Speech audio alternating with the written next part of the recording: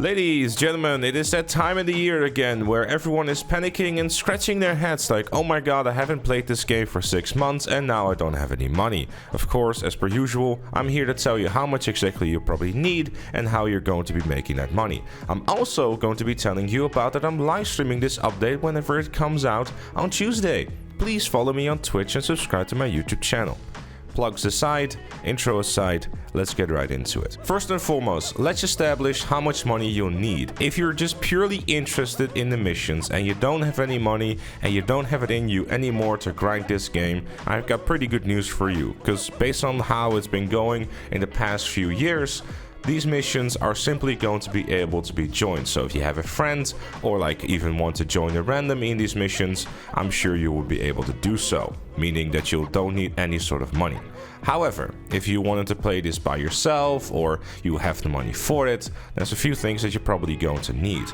First and foremost, the hangar is probably something that is kind of optional, but if you want to purchase the new vehicles like the new jet or the new plane or the new helicopter, obviously you need to have a hangar to store them as well as to upgrade them. Currently, the hangars are 20% off, which will mean that if you get the cheapest one, you're looking to spend about $960,000 minus all the upgrades. If you're planning on playing these missions by themselves or hosting it for your friends, then you're probably going to need an adventure. I'm saying this because based on the screenshots we've seen so far, we can see the mission terminal for Meriwether Security being inside an adventure. Now the adventure is pretty expensive. It's currently like $3.5 million and it's currently not discounted. So if you're someone who's a little strapped for cash, maybe wait until there's a discount for it.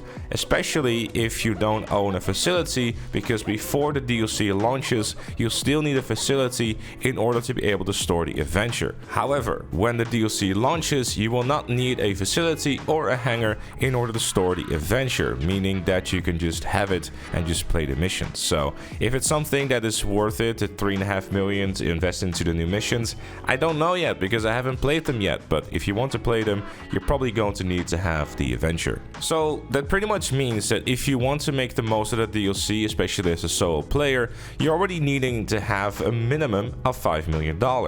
But then, obviously, comes the vehicles. The main attraction is most likely going to be the jet, which I'm expecting is going to be a minimum of $5 million. I'd honestly be surprised if it isn't anymore. The weaponized Conada, which is the helicopter, will probably cost you about $3 million. The plane will probably be about $2 million, and the new cars between $1 and $2 million.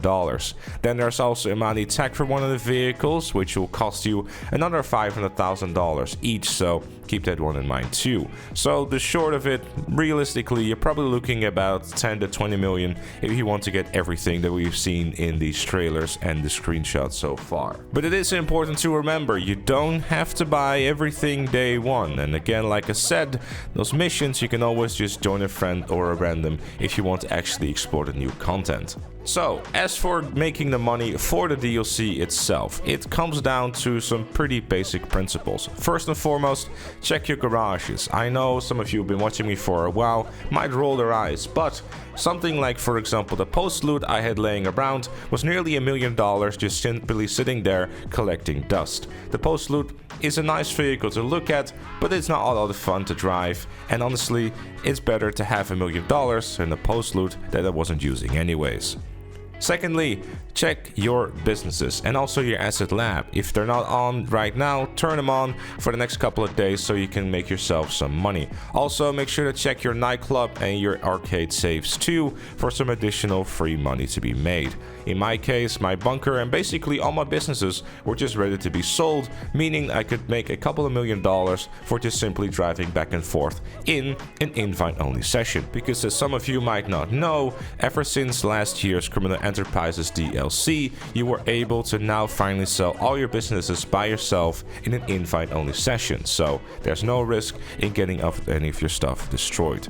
Very nice indeed. Number 3, time trials. I know this might sound a little goofy, but it's $100,000, $200,000, or even $500,000 for simply completing them. They're not difficult at all. If you're semi-competent at the game, you won't have that much a difficult time. Especially if you're on PS5 and Xbox Series X and S. The HSW time trials, if you have an Akuchi drag with HSW upgrades for any of those vehicles, it is very easy to do. You can just simply make 250k in just a matter of minutes. Very good stuff. Next up is Flight School. Now, this again might sound a little goofy, but because it's double cash NRP until Tuesday, you can make about $500,000 for getting all the gold medals. So, if you've never done it before, then there you go. Go and do them real quick. It shouldn't take you too long if you're semi-decent at flying a plane and a helicopter. If you're semi-decent or even good in races or just enjoy them in general, transform races are also currently triple cash and RP, which is a very decent way of making some money while also having some good old-fashioned fun. Transfer races though is a bit of a higher bar of entry based on how many custom vehicles you need, but if you want to make your life a little bit easier and also in non-contact, hosting your own lobby can be done as follows. Go to options, close your matchmaking, and then find the job you want to play, then play that for one lap and then find your next match. As soon as you open matchmaking in that one, people should be starting to pour in. If you're feeling a little bit more risky or know how to avoid people trying to ram you,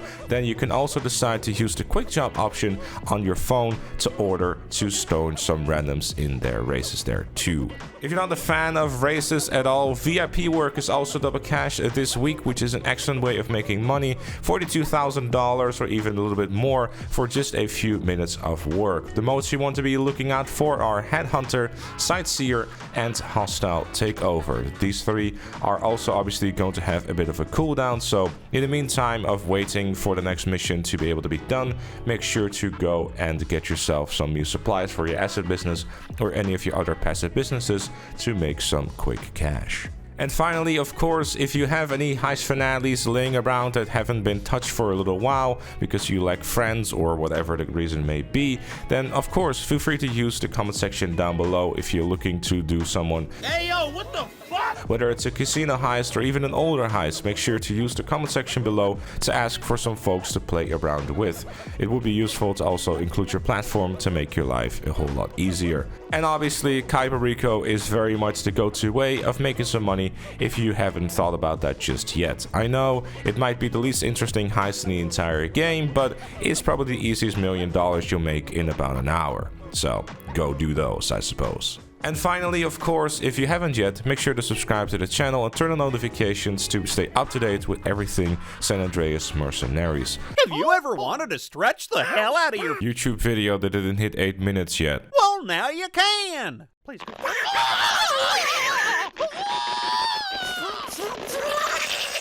Stop. Leave a like if you enjoyed and become a member like Chloe, GTK Plus, and Left Lane Looney. Thank you for watching, and I'll see you all later.